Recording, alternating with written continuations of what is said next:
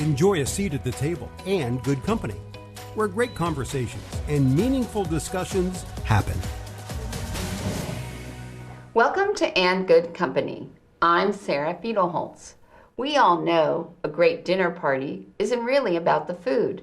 It's about the people seated around the table engaging in lively discussion. And Good Company gives you a seat at the table to enjoy smart and important conversations as they happen.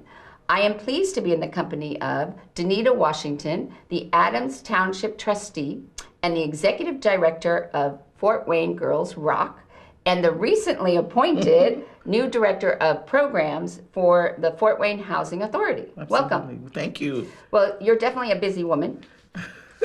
To say the least. And so I want to talk to you a little bit about your background and how you got to where you are. But I wanted to start with something that I thought when I was looking in preparing for our conversation. This quote that I am, the phrase, I am, are two of the most powerful words because what you put after them shapes your reality. Yeah. And I really think that that's really what you sort of your mantra or what you live by. Is that true? That is very true, because I think you are responsible and in control of your own journey.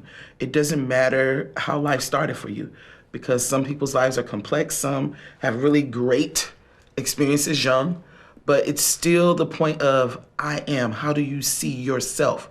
Before the world gets a hold of you, it's an individual journey. So that's kind of my perspective on that. And it sort of is what I think drives you, because you sort of look at that to become an educator and a community leader and a mentor. You sort of talk about what the I am was for you in your life. So tell me how what those experiences were and how it brought you to where you are. Well, I think first of all, the I am, when I was younger, I grew up in McCormick Apartments, which is a housing authority. And I remember initially people kind of give you an I am poor. And I never knew that. Like, I never felt poor. And so it was a junior in high school at Snyder High School, a sociology class, I'll never forget it. And a teacher the book described different food that came from government. And I was like, well, you have that at home. So I'm poor. And so I remember going home to my mom and saying to her, like, Ma, you know what? They think we poor. We were in the book, and she said to me, she just grabbed my jaw, and she said, poverty is a state of mind. How do you see yourself? And that did it for me. I said, I've never even thought I was poor. And so I think from then on, that kind of helped me understand that even when you go in spaces via race, via gender, whatever the tag is that people will try to put on you, you have to know your I am. That started that journey. And so graduated high school. By the time I graduated, I had 2 kids. And so it was a tough journey. Stayed married 23 years and raised my children. You have 2 sons, I right? do, adult, 32 and 30. And you have grandchildren, 2. Right? Granddaughters. Yes. Yeah. 10 and 9, beautiful thing. And so, but that journey, having kids young, one of the things their dad and I really wanted to set a presence young is that we don't have to be stereotypical. And so I remember always making sure we dressed up, because, when my son was 5, I was just 20. So, you know what I mean? Right. And so remembering not to wear jeans and a T-shirt to parent-teacher conference. Remembering to take a little black book and document and acknowledge that we are parents, we're present, and we are rearing our kids. And so I think that a lot of times you can change the dynamic if you're conscious and you understand, and if you have supportive people around you. Right. Well, I think you talk about that your mother was all about triumph. Oh. And making accomplishments and sort of making purpose from pain. Yeah, whatever little sour lemon you got, there was some sugar that she said could change it all. And so that's still the way that she lives and we live today. And so that was one of the things she said, you made the choice. And so I understand it was a mistake, but your greatest mistake can create platforms that will, revolutionize people that come behind you. Because one of the things I've learned is that really this life isn't about us.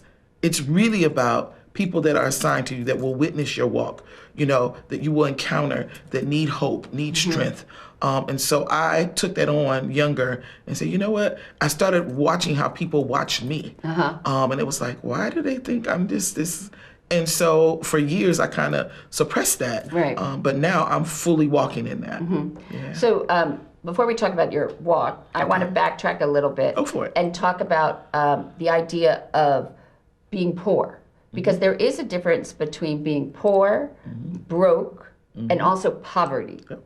And what do you think those are? I'm trying to think. Well, so they all involve, being poor and broke involve a lack of money. Yes. Okay. However, being broke is like a temporary condition. Like you may not have, like you've spent your money, but you're going to have your next paycheck. So you have the ability to make money. Okay. Where being poor is also the idea of it's the idea of that it is a mindset that you don't have things or appreciate, but it's also that idea of that you just don't have any assets and that you don't have the means to earn a living. And then poverty is really this daily, it's the daily, pain that you don't have enough money for groceries or a place to live or paying the rent. And it's not, poverty is not just defined by the lack of money. It can be lots of things that create poverty or being impoverished. So I was just wondering if you see through all of your work, if you see that there's really this understanding of the difference and how people view their, where they are in terms of. I think we clump it all in one. And that's the confusion. As the Adams Township trustee, I tell people all the time, people who come to my office for service work. They work. Some work 2 and 3 jobs. But the thought process for a lot of people are, they need to get a job. I'm like, sir, they work. Right. And so the access to wealth is the issue. Okay. That they're working very minimal or below minimum wage jobs. You know what I mean? Sometimes robbing Paul to pay Peter in these jobs because of lack of education or choices when they were younger. And now they're still playing that domino effect. And I think a lot of it too is generational.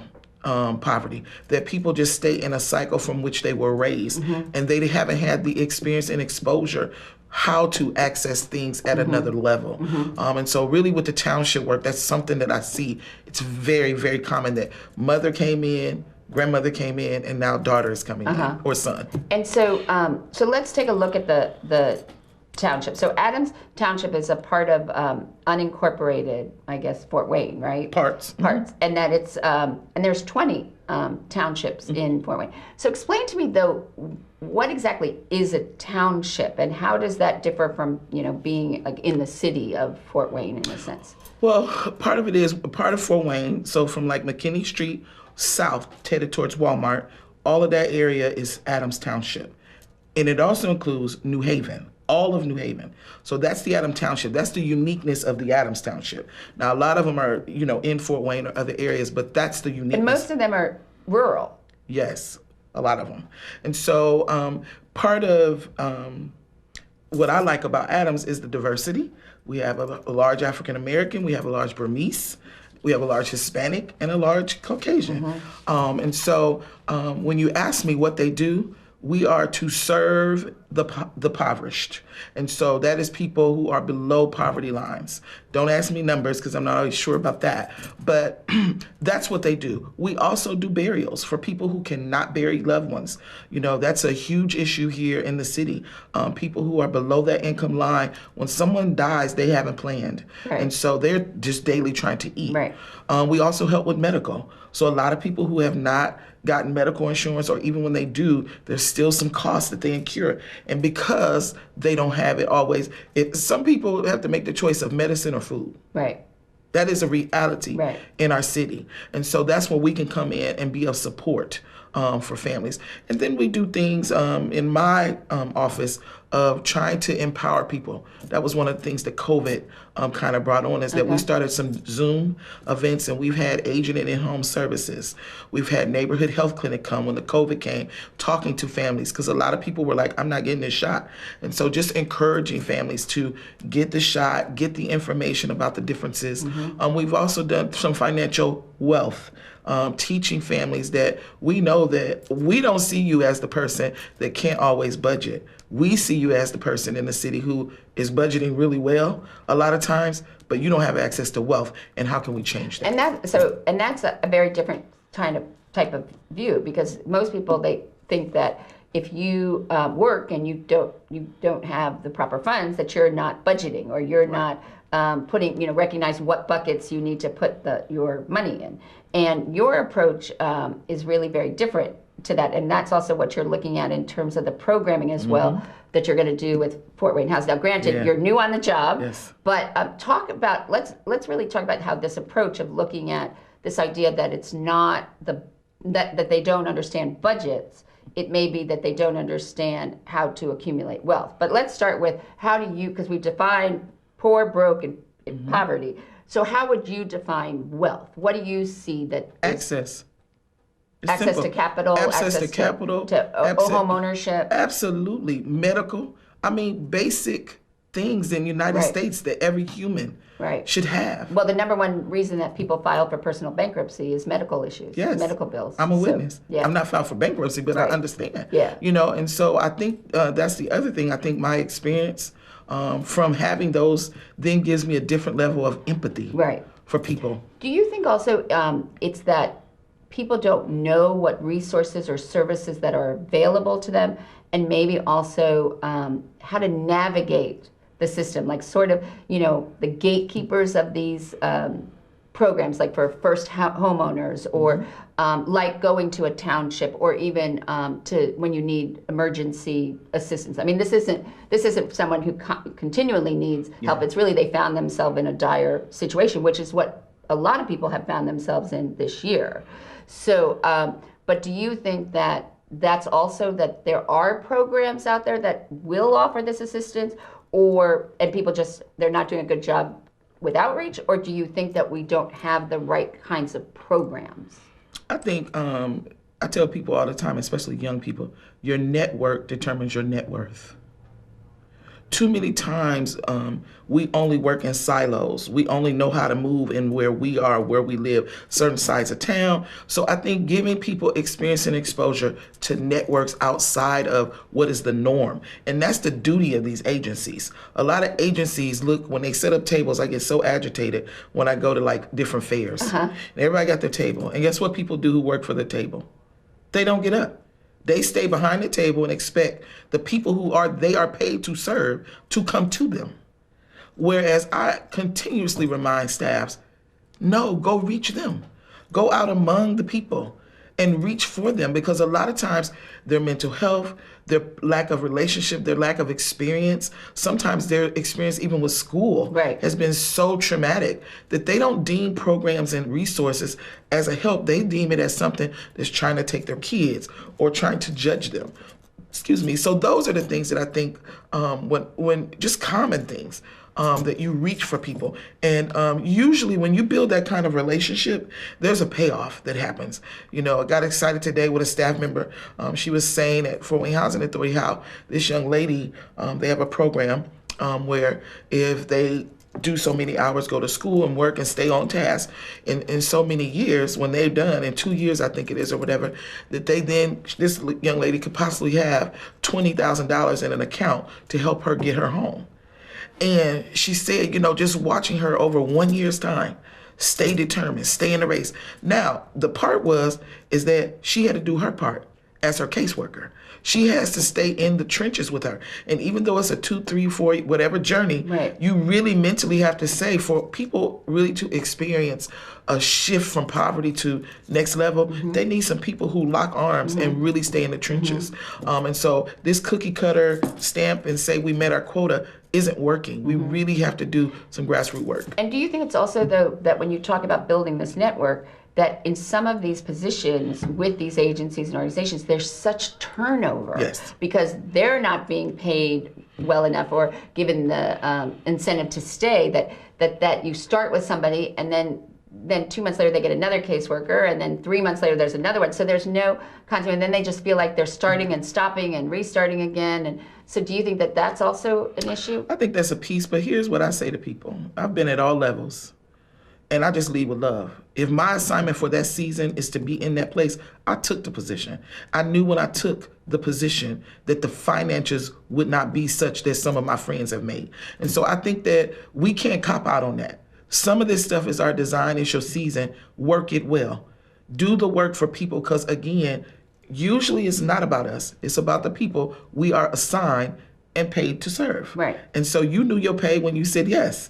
So that's my philosophy Right. with that. And I've stood in lots of positions that weren't well paid. Right. But I left impact because I did well work. Right. And so sometimes in order for things to change and shift, do good work at whatever level you're at, garbage man, whatever, because then the payoff does come, and it has for me. And do you think that there's too much focus that the payoff is monetary as opposed to impact or, engagement, or that we've just become such a society that it's all about accumulation of money? Oh, absolutely. I mean, even for young people, no more do we tell young people, work your passion, do what you love. What we say is, look, you don't want to be poor? You better be this. Right. You better be a doctor, you better be a lawyer, which then I think really stirs up a lot of mental health issues that we're looking and seeing, because people aren't really being their authentic self. Mm-hmm. Like, they're not in happy spaces. Mm-hmm. They make money, they got cars. Suicide is up among a lot of people who are middle and upper class. Right. But a lot of that is based on, I'm doing something that I'm not designed to be or do. Or I am not who I'm supposed to be, right? Absolutely. And so, I mean, you've not, even though your position with the township, I think you're 2 years. This is your third year. Okay. Yeah. And position with the housing authority, you've just started, but yes. You've been doing this work for mm-hmm. quite a while. So mm-hmm. I really want to focus that when you talk about doing the work or walking and not looking at it, even for the monetary, was 11 years ago you created Fort Wayne Girls Rock. Yeah. So let's talk about how your own personal journey came and why you created Fort Wayne Girls Rock. I think it started initially, if anybody knows Metro Youth Sports, I was a cheerleader for the Omega Coats. And at a young age, I remember being given a leadership role, like the lead cheerleader, which means you get to call the cheers out and everybody has to follow. So after being given that role, walking home, a lot of the girls literally just went in. I'm not listening to you. I can do what I want. You better call my chair, blah, blah, blah, blah, blah. So I just remember thinking, I am not interested in leadership. If this is the cost that comes with leadership, that people don't like you, that you will be lonely, all of those feelings, even at 11 and 12-year-old, were birthed in me. And so moving forward through middle school, I remember at Black Hawk, they asked me to be on the team to cheer. And I said no, but I stayed after and taught girls cheers. Just that whole mentality. And weren't you bullied? Oh, yeah. Oh, yeah. I had eczema really bad, so that was something. I mean, when I look at all of those things. And so I had an older sister that took care of a lot of it. But, for me, it's a feeling that then comes into your soul about who you are. And so I remember avoiding leadership positions for years. I'm talking about beyond high school and middle school. And then I started, as I worked, started at Lakeside Middle School, and I did a program called Lakeside Ladies with Anita Dortch. And I remember watching girls be the mean girl, be bullied, and other girls then dumbing down to not cause issue, to not cause conflict. And it was so weird. Before I started at Lakeside, I ended up being a cheerleading coach in Metro Youth Sports for years. And the one thing I did was I shifted the culture of cheerleaders, the way they handled each other, the look of my girls, and all of that, because they mattered. And so, when I think back then, I go back and I say, man, I didn't even know what I was doing at that point, but I was really playing out, all of my hurt and all of my pain so that girls could have a different experience. And so it started there, and then just kind of transitioned on. And as I've gone to different sectors and places, It doesn't shift. For women and girls, that is a struggle. Girls are mean, women are mean. And they grow up to be, those mean girls grow up to be mean women, even in corporate. And so my experience was such as that I wanted people to experience a different kind of woman or girl. And that's what Girls Rock began to do. How do we look at healing girls, healing women? Because most of the time when they have those behaviors, it's really backed by hurt. Somewhere along the line, there was a dynamic or an encounter with something that really, whether it's socioeconomic violation, we've unfolded all kinds of things in that work. But usually healing can happen if you can address it. And so how do you do that work? What do you do? How does it work? Well, we have sessions all the time. And so one of the things we do is a dad-daughter session. Right. We found out in our surveys that most of pain came from a man, and it was usually a dad. Right. Lack of absence. And some dads who are even present in the home aren't present. Right. They're emotionally unavailable. Absolutely. Right. And a lot of them weren't fathered. And Right. so that's one of the things we do. We also do mental health pieces. Right. We're really big on that. Alice Jordan Miles, Janelle Lane, Keela Guy from the school system. We've partnered along the way with all of them because one time I did a circle talk and years ago, and we were at the Y at an overnight, and it got so heavy, and I wasn't equipped. I was not prepared for that talk. And a friend of mine, Dr. Quentin Dixie, said to me, don't ever do that again. You could really cost something if you do that. You are responsible. And so moving forward from then on, I've always, if I do those things, I bring in the expert because I'm passionate, right, but I'm not the expert. Right. And so those are the kind of moments. Then we started doing mom sessions, right, because what we realized is a lot of the girls, they get healed, they're happy, they start moving, but they go home to an interrupted mom or a mom who's still broken and doesn't see them. Not bad mothers, all sectors in my program, but just don't understand. And so the mom sessions are powerful. Sometimes they come and we're not having a mom session and they're like, we're not having a session. We're not. I'm like, no, we didn't do mom sessions today. Right. So I'm learning that younger women younger girls become those adult broken women, and they want healing as well. I think I want to really talk to you about this issue between girls and their fathers, because I think that in a lot of cases, a lot of people think that it's the same gender relationship that is the most important.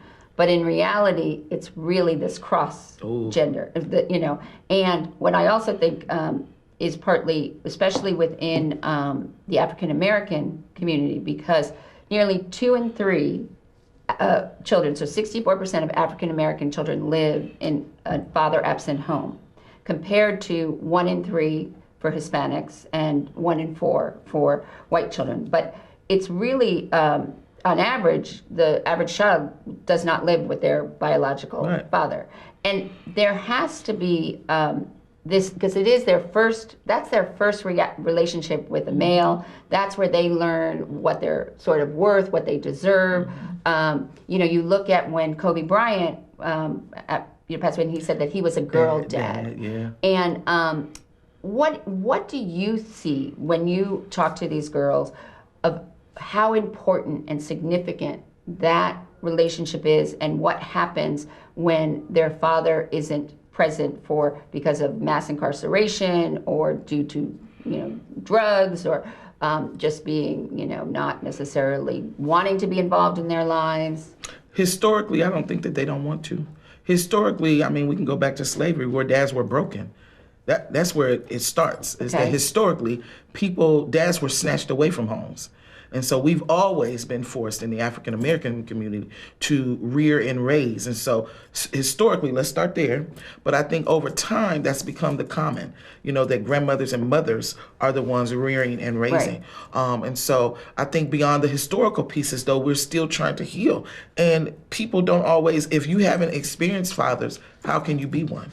And so it's really hard to get past that concept for some. For some, they immediately say, when I didn't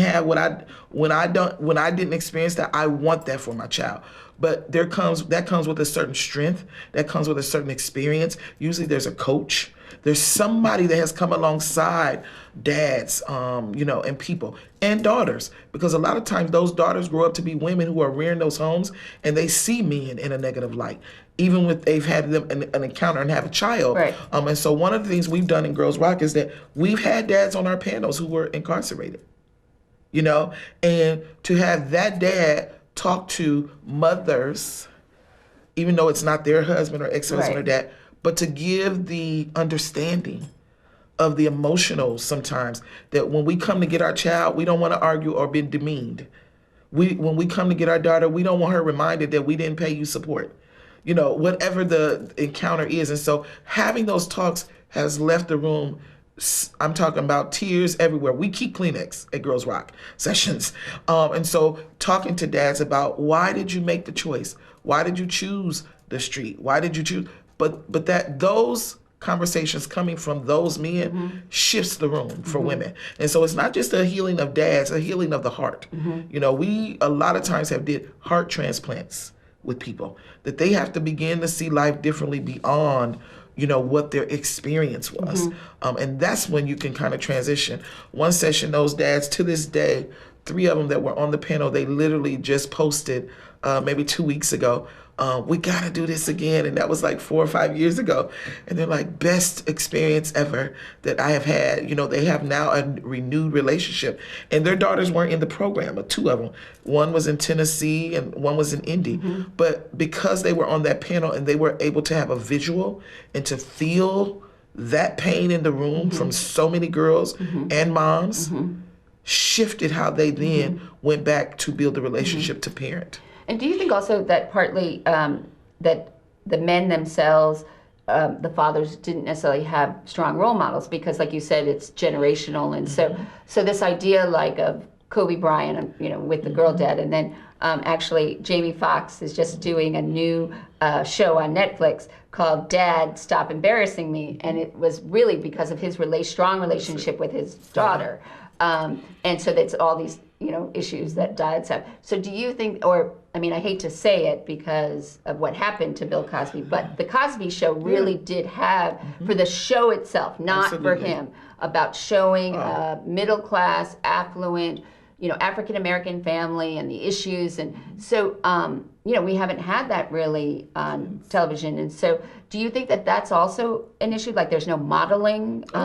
Image is everything. I mean, you know, what you experience the most of is what you'll be the best at. And so I think the one thing, you know, that the Cosby Show, outside of his behavior, listen, like, I wanted to go to college. A different world, I couldn't wait. I thought, okay, this is not the Fort Wayne College that I experience here when I do the tour. When I go there, when I see this on TV, that's totally different. And so absolutely, to see that their dad was a doctor, you know, to see the love, the respect that he had for his wife, the strength that his wife didn't have to downplay. You know, she was a lawyer. She stood on her own. They disciplined, but they didn't have to whoop. Right. You know, what was understood never had to be explained in the Cosby house. And so I think that those were things that silently snuck into our souls. And Good Times was good, but the one thing Good Times showed was us continuously being impoverished. Well, and also that what the father ruled with a heavy hand. Yes. And he, you know, there was about getting the belt. And there was not, it wasn't always a love language there. Right. Whereas I think that gave a different kind of black family. Doesn't make Good Times bad, because I think there's balances to that. Right. But I do think that continual scene of that is what we experience, whereas Bill Cosby and A Different World and those kind of show gave us a different viewpoint of the black man, of the black family, and it was needed and necessary, and it definitely shifted the culture. And how do you see? So how are because there's no doubt that they have the studies show that a young girl who does not have a loving, strong father and who is engaged with them is more likely to experience teen pregnancy, drugs. It's where she also models that the way that he treats her, and also the relationship that she sees with how he treats her mother. The father would influence the type of relationship or her expectation of how she'll be treated by men, or the types of relationships she looks for in men. So how do you think we're doing? I think things are better, like Kobe Bryant and being a dad girl. Like I said, we got to normalize it. Right. We have to normalize that it's okay to be passionate with your kids. Right. Like, I can't remember who it was. I think it was oh man, who was the comedian who kissed his 16-year-old son and hugged him? I can't think of who it was, but people really got like, ew, he's 16. Why are you? That's his child. Right. And he said, I'm not apologizing. He was a black man. And he said, I'm not apologizing for that. I love my son. And he put it on Instagram. He's like, I kissed my son. And so I'm sorry if that's not your experience. But I want my children to know they are loved, they are seen, and they are valued. And we don't have to hide behind a door. You know, we post everything else. I can post this. And I thought, yes, good for you. Kids need to know that before they go into the world, that I am. And so I tell people, I tell families all the time, what's your hashtag? You know, don't have your kids have a hashtag praising Beyonce and Jay-Z. What is your family hashtag? Mine is triangle offense. Try to go offense? Triangle offense. And what does that mean? We used to love the Bulls. Okay. And they were undefeated and dominant, and nobody could beat that triangle offense. Right. You know, there was a Dennis Rodman. Yep. There was a Pittman, all kind of personalities, all kind of different. Right. But the bottom line, no one could defeat them when they worked together as a team. Right. And so for my Washington family, you know, we are the triangle offense. And so that means we lead in love. No one can break that triangle. You know, the points, even though divorce happened, doesn't break us. We still have a great relationship. We still rear our kids together, even though separate. Our grandkids understand the triangle offense and the loyalty to it. And so create a hashtag for your family. And do you think that it's also, though, that you have to it's not only the perceptions that and we're going to focus on the African American community of what the other white community views them as, but also the perceptions within the community themselves, like, you know, the issues with mental health issues, or what it means to be a father, you know, not being so loving and, you know. Do you think that that's also work that has to be done as well? Or? Oh, yeah. I think all of it encompasses things that we're going to have to improve so that we can really empower and encourage kids to be equipped for next level living. And so I keep going back to the 2 E's. One of my mentors, Anita Dorch, says, experience and exposure. Kids have to see it, to feel it. If it can be tangible and touchable, it can change them. It can change them. The first time I took kids to a black university in Atlanta, we went to Fisk, Spelman, Clark Atlanta, Mahar, Brown, all of them. We just did a tour that summer. And out of those kids, Dr. Emory Butler was produced. Out of those kids, lawyer, Ebony Tinker was produced. You know, when I think about that experience and how people went from not maybe always being able to see themselves to going into a lab and seeing African Americans in lab coats, even though at the time FUBU was really popular. Right. And so they were still in FUBU and Nikes, but they were in the lab, you know, and so that's the part. If it can become tangible, touchable, you know, if we can experience it, it then can get into who we are and change us. So for me, that's huge. So how do you do that with Girls Rock? Oh man, bringing in the Dr. Emory Butlers, you know, that now she is a friend. A lot of my girls, their first encounter with the OBGYN is with Emory because she comes in and speaks. And, you know, we just did a STEM camp. Dr. Belinda Smith Wilson, you know, with the VA came in. They all were able to put on the lab coats and, you know, the Dream Coalition with Dr. Rochelle and Reggie. What is the Dream Coalition? Dream Coalition is a group that started giving young African-American students the experience of the medical field. So one of them is a surgical nurse. One of them does, I can't think, it's all kind of like fields that aren't really common in the medical field, but they're really working with organization of youth saying at middle and at high school and at elementary, let's go in and start talking and meeting with kids. You know, they come in and they give them a telescope, you know, I mean, not a stethoscope, right. And just so they can feel and touch, and you should see the room light up. They're like, oh my God, take my picture, you know. And so I think giving those kids that experience, but also talking about wages. What does it look like? They do a wage sheet, which I think is incredible. And they talk about, okay, which career are you choosing? And they make them pay a mortgage. Like you can get an apartment, you can get, and they have to discuss it. Ooh, you should see the angle. Well, that's like with Junior Achievement, they do that. They have that program where they have to get a mortgage. They got to do a budget. And they get angry. What? I only made this amount. Yeah. You said that's what you wanted to be. You chose to buy an Escalade truck, Right. not understanding that you really own a Honda. Right. Right. You know, Your lifestyle's a Honda. Your lifestyle's a Honda right now. Right. And so, just getting them to understand that education is important, and if education beyond high school is not going to be your path, what's your entrepreneurial plan? Or vocational. Absolutely. Or we talk about that. That's a part of the careers. People do not understand how much plumbers make. Right. They make a lot of money.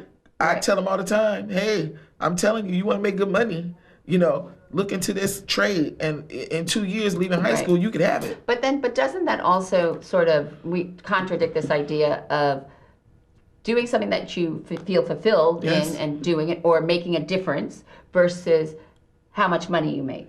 Well, but I think they need to be aware of the monies that can be made. It doesn't mean that you got to go into the field for the money, but our kids need to have the experience and exposure. Some people want to work with their hands. They have no interest in going to school for another 4 years. Right. But they are always told that those aren't careers that make money. Right. Whereas if you look at some of the careers, they really do. Right, like some of the top, hairdressers. I mean, absolutely. they make, not even the celebrity ones, but just and the fact that they really are running their own business. Yeah. I mean, you don't only have to be an entrepreneur, you can run a business. Yeah.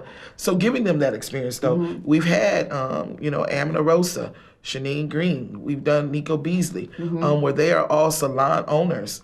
And one of them lives really lucrative, and so their experience. Well, yeah, because I saw what it costs to get the weave. And how many hours? I mean, that's just hundreds, like $500. Like, and I was just thinking, just having to budget to save for that. Yes. And that experience, the woman in the black hair is an experience. Right. And so defined a lot of times by it. And so I think letting girls know, though, that these are all areas that you can still live your joy, but do the work that you enjoy and make money doing it. And then how do you carry that through to make the connection? Okay, so they see it, right? But then they have to be able to do the work or sort of, make sure they're on that path and don't get diverted. And well, that's why we keep the relationship going. We do portfolios. We do experiences at the middle school level, then at the high school level. And you also do vision boards, We do. Vision boards are huge every year because that then keeps them on track. And what is a vision board? Vision board is giving their vision for this season of their lives. How do you see yourself? And what are the things? I think with vision boards, the one thing, a lot of people pick pretty pictures and say, you see it, I'm going to do. But what we do is then say, how are you going to obtain it? In this 365 day, how are you going to do it for the year? Or what's your 5-month plan? What's your 30-day plan? Now, you created this, but what's the 30-day plan on here? And we always say do an academic one, do a personal one, and do a health and fitness one. Because those are 3 areas generally in a young girl's life where they're off track. And so we really work on all of that. And you also start young. I mean, the program with Girls Rock starts in 6th grade? Yes, ma'am. And then they go 12th grade. 12th grade. And then we have, college girls that now are ambassadors that come back and kind of do the work as well. Yeah. And so how many, so in the 11 years, how many young girls do you think you've touched? Oh, man, well over 2,000 to 3,000. Yeah. And there's been a lot of initiatives and programs in the last really 15 years really focused on girls, really to empower them, to give them their voice, to, and granted, we're not necessarily there yet, but there's been a lot of attention. That do you also think now that we've sort of forgotten and we're leaving the boys behind because of the fact that, less men are going to get, or more women are in college than men. More women are getting their graduate degrees than men. And it just seems, and then the issues that you see, like when I've talked to various people at this table about the issues that young African American boys face growing up, and then the educational issues, and so much of that's against them. I just wonder if you think that we're not keeping up to help them coming alongside them. No. I think people playing in a reactive space, whereas Girls Rock plans proactively. So do you think we need more proactive groups? Absolutely. I mean, we have like everything is about a black boy being shot. A black boy that's reactive. That's reactive. Right. What are you saying from a third? Really, why are you starting at 6th grade? Okay, but I think that also, I think part of the question is, so the latest shooting of the young 13-year-old, okay, so, and he was out with a 21-year-old. Now, a lot of people, though, regardless of the situation, the first thing that I thought of, why, and this happened at 2:30 in the morning. So my first reaction was, why is a 13-year-old out of the house at 2:30 in the morning? And his mother, made a very impassioned, at a press conference and, about her son and everything. But there's not that question of, I'm not saying what happened or that was right or wrong. But the first thing I just thought of, why is a 13-year-old, why isn't he home in bed? Right. And so do you think that that's also partly where we're afraid to ask those questions? Because then does it seem that I'm not, empathetic to the issue, or that the reality that there was the reaction, what the circumstances. Right. But do you think also that we should, in some cases, put the onus back on the parents? Oh, I think in all levels, all cultures, we have to. Even when the white son overdoses, right, and they say it was in his room or he built a bomb. Right. How did you not know the right. bomb was in there? Right. Now they show the camera, and all of this was in the child bedroom. Right. That you own the house and your room is a couple yards down.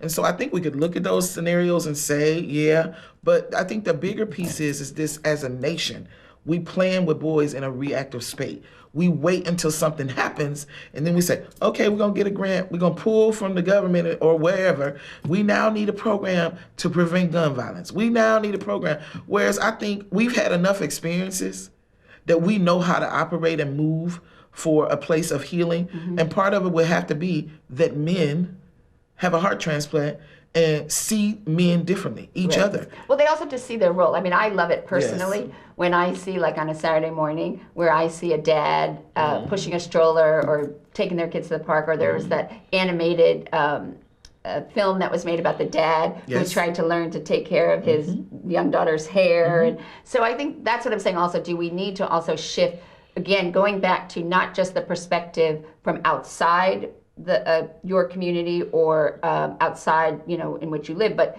your internal perspective of like what it means, like a dad to do his daughter's hair or to take them to the park, or normalize it. I just think as a people across socioeconomic race, right. normalize dads being present. Normalize, I had somebody say, well, I'm not going to buy my daughter tampons or pads. Why not? Why wouldn't you?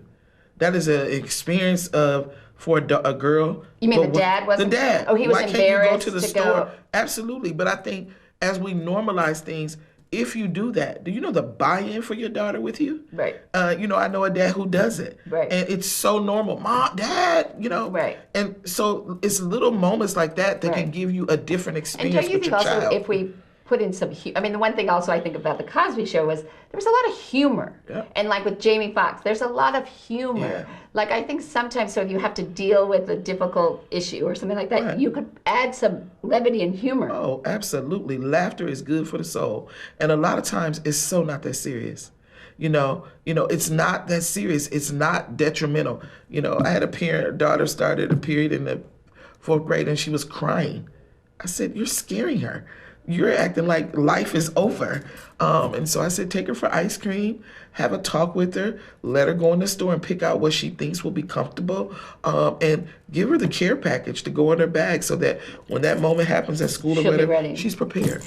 Do you think that also, partly what I think is you have to take courses like, be it a vocation or a college degree to be able to do something, yeah. right? You have to prove your knowledge. But we don't have any courses or training for parents. They're sort of like, here's the kid, here's the baby, go home and, just don't hurt it. But do you think that alongside, do you feel like with through Girls Rock and your other programs and initiatives that we have to have those kinds of effective programs, and also for parents to, like you have, like a mom's group, but maybe you have like a group with parents where they come together and talk and...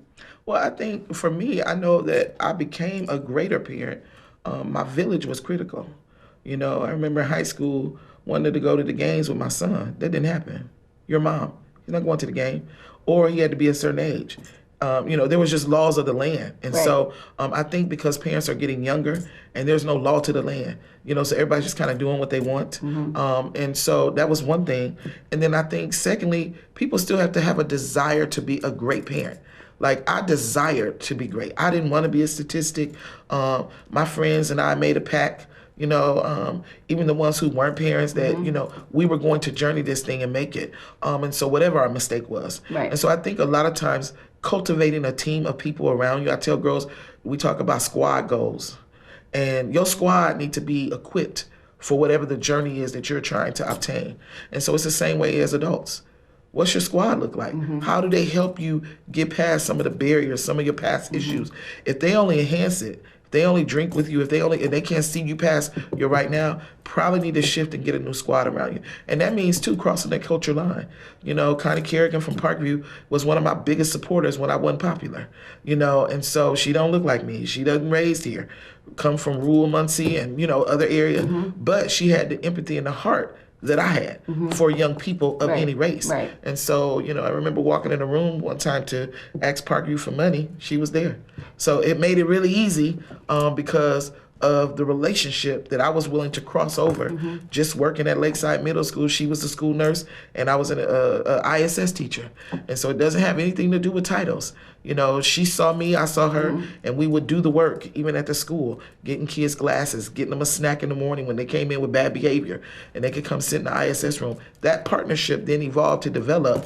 When I needed things with Girls Rock at next levels, she was present. She understood. And do you think you also work from the idea that you sort of are upfront with your struggles and your child, the messiness. Yeah. It's not all about it being perfect, and that you really, you embrace that and you present it, and then also for parents to share that with their kids, to admit the mistakes they made, and when they say that when you talk about wanting to be a great parent, one of the two things they say, as on this list of what it means, is one is to say I love you often, and one is to say I'm sorry.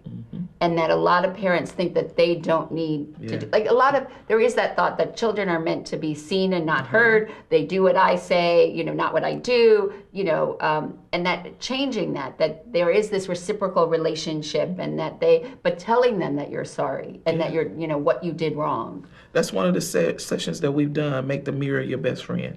It's a song by Layla Hathaway that is, review it, listen to it. Because part of it is having to do an introspective of yourself. Because guess what? Your kids see the mirror, whether you want to believe it or not. Right. Barack Obama, those girls knew he was still smoking cigarettes in the White House. Right. As much as Michelle scolded and talked, there were moments but also that's, again, as a role model for dads, and he really was a girl dad. Yes, he was. And he coached his daughter's basketball team, even as president. Yeah. I mean, I always say, if Barack Obama can find time to do that and make sure that he has dinner, even he had dinner with them and then he would go back to work, but to coach her team or, then I would say anybody of us could. You got to normalize it. Right. You have to normalize. And you have to let your kids know they are your priority. To me, that's something in Girls Rock, even at the Housing Authority and at Township. I stress to families, your kids need to know that they matter. Before they get to the world, because once the world gets to them, it's hard enough. Oh my gosh. Yeah. And so that was one thing that, I mattered to my mom.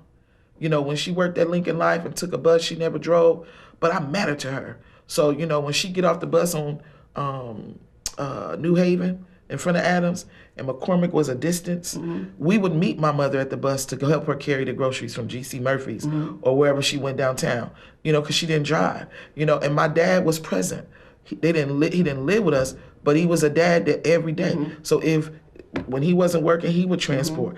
There was a different dynamic. So even dads, I've just learned that even dads who aren't living in the home can be present. My dad had a limited education, but his education didn't change his heart for us. Right. And so we felt loved, we felt protected. People got to experience my dad. When he would come and sit on the porch every night, we saw our dad. But, we didn't understand. We thought he was just mean. I'm like, he mean.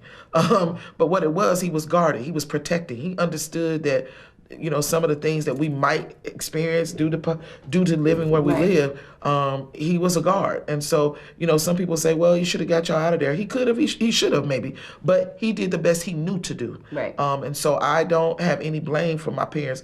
Their greatness has now delivered what sits before you. And you said that you actually, you lived in public housing in Adams Was it Adams Township? Nope, that's not Adams. Okay. That's McCormick would be Wayne. Okay, so how does that, from that little girl Oh, yeah. to now working for Fort Wayne Housing, like, tell me how that... Oh, it's a full circle moment. Because, but how does that make you feel, and what do you... I love it because, you know, I tell people, for one, I was a guest speaker for Housing Authority for a program that they do of graduates for 2 years, not even thinking at all that I would ever take a position there.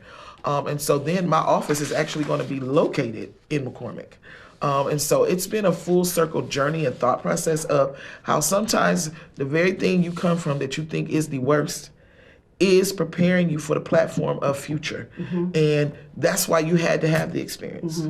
Because your empathy will be different than anyone else that can take that position and operate and work it if you are aware of who you are. And what do you think it is that when you look at that young girl who started in, you know, public housing and on the path you were, what do you think it is that you had, or the skills in you, or the love that you think was the driving? I mean, even our neighborhood, people saw it as something different, but we were loved. I could go eat at most neighbors' houses. You know, that was common. You know, my mom, just like I'm an advocate, her name is written in the books at Fort Wayne Community Schools. She didn't play about Adams School and us getting computers. And Dr. Sharon Banks and her, years ago, working together, even though they were on opposite ends, you know, people had no idea the work that they were doing to make sure that people who lived in McCormick and their kids went to Adams were attended to, were cared for. And so nowadays, social media they got to post it. My mom ain't interested in posting. Right. All she want to do is make sure that the people that she feel godly she is to serve get served, and she doesn't want her name written anywhere. And so I think for me, I've taken that. You know, don't you also think that you have to love unconditionally? Absolutely. Like, you can't put limits, like, for your kids and that people. is the authenticity of my mother, is that even sometimes I get mad at her, she loves so much and so purely, but now I'm learning to come into the understanding of that is what is needed for people to gain hope, for people to not just have happiness but joy, because happiness usually contingent on circumstances, whereas joy, life can happen. My brother was murdered, and I watched my mom lose a child to murder and still be able to have joy, levels of it, still be able to rear her family. Whereas some people, that happens and they lose their mind, it takes them out. And so she's still able to do community work and love on people even at 74 years old. And what does she think about Girls Rock? Oh man, she loves it. She does a lot of the baking, and when we have little events, she likes to come and work the table. But she is the one that probably keeps me accountable. When everybody else wants to celebrate something, she is that one that will make it real clear that you missed the mark on something. So, you know, one time a couple girls came unregistered, and some adults were like looking at t-shirts, because I order adults who volunteer t-shirts as well. And I was going to turn the girls away. And my mom said, "No, you're not. Those adults can take those shirts off. They're not here to be served. They're here to serve." She said, "They don't need a shirt. They look cute. Give those girls a shirt. I don't care if they didn't register." And so it's those moments that my mom will keep me in check, that other people are just wanting to celebrate. But she's saying, no, keep your heart focused on the tunnel vision, because those girls should not be turned away because they didn't register. We got plenty of pizza. We got plenty of water. And they're going to have a T-shirt now, you know. And so it's those moments that, you know, define me and help me. So as you look at the next 10 years of Girls Rock, and now in your new position, looking at the programming for the Fort Wayne Housing, what's your vision board look like? Oh man, one of the things I did, I took girls to Rio de Janeiro, Brazil. I took 2 girls maybe about 8-9 years ago. I connected. My pastor is Anthony Payton, and he has a sister church over there. We have a sister church. And so that experience for the 2 girls that went to teach and for us to do Girls Rock at an international level was just, I get the chills right now. It just was life-changing. And so I really, really, really want to give girls the experience of going out of the country to see what we deem as poverty and poor. Right. You have no idea. Right. To see the appreciation for young girls when you pull up in a bus and you're American and they, "Obrigada," which means thank you. You know, it just, that I want girls to experience that because I came back changed. I then began to operate in Girls Rock differently. That, a lot of the frilly stuff we was putting on tables, I don't do that anymore. Because the priority really is about equipping girls. And they really want the tangible, touching moments. They don't care about the table being decorated and all this stuff. I'm wasting budget on that. And so, that's the moment that I really would like to take Girls Rock, that becomes almost an annual experience. What about also just taking them to other parts of the community and interacting with other, young girls because I think some of the issues of being a girl and growing up and relationship with your mother are universal. I mean, those are universal truths that people, those experiences. And mean girls are mean girls. Yeah. And, mean girls, I was just saying yesterday to somebody, life is always like high school. It just but continuing those kinds of projects. And I think that's what we do, trying to, like Dawn Roseman, who is a partner at Barnes and Thornburg, letting our girls go down there and see that new facility was an experience, offering them a taste of what this life looks like, the feel. Because we have to expose them. Oh. They don't know if they've never been exposed to it. Like if you want them to know how to behave in a theater or in a restaurant or engage in a museum, you need to take them. They need to be exposed to it. They also, because that's how they see hope. That's where they see what they can aspire to. Hope Jones, when she was here, her husband was CEO, I think, of St. Joe. And we got to do a tea party at the country club. Like, what? We out here with tea and crumpets, and some people said to me, oh, that kid, no. Those kids, that was a different experience for them, to pull up and see and feel.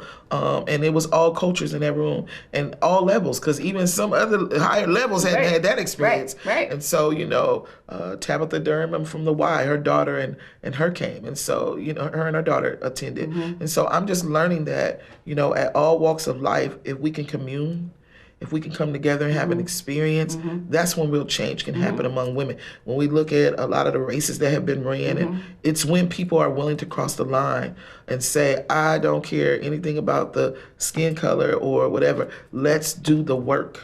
That's when I see a lot of times real change happens. And that's one of my biggest hurdles with Girls Rock is that people only want to see it as Black Girls Rock. And I'm like, no, I have all cultures in this. I have contracts with 2 of the school systems, East Island and Fort Wayne Community. And my one at East Island is heavily Burmese. And they love it. They, their moms, when we're doing Zooms, I see them peeking in, and I say, hey, Mom, and they'll interpret for their mom. And so, giving the experience of love is universal. Well, what's universal about And Good Company is at the end of each program, I ask guests the same 12 questions that French novelist Marcel Proust popularized from a Victorian parlor game. Cool. So what is your favorite word? Love. What is your least favorite word? Hate. What turns you on creatively, spiritually, or emotionally? Ooh. Music. What turns you off creatively, spiritually, or emotionally? Racism. What sound or noise do you love? Water. What sound or noise do you hate? Baby crying. What profession other than your own would you like to attempt?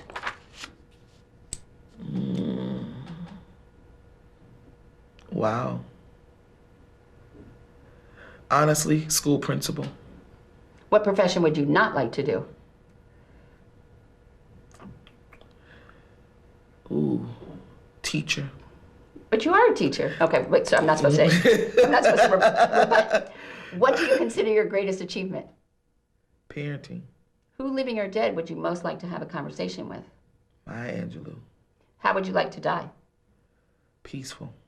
If heaven exists, what would you like to hear God say when you arrive at the pearly gates? Man, my good and faithful servant, you did it. And I'm going to add one more. Answer, fill in, I am. Love.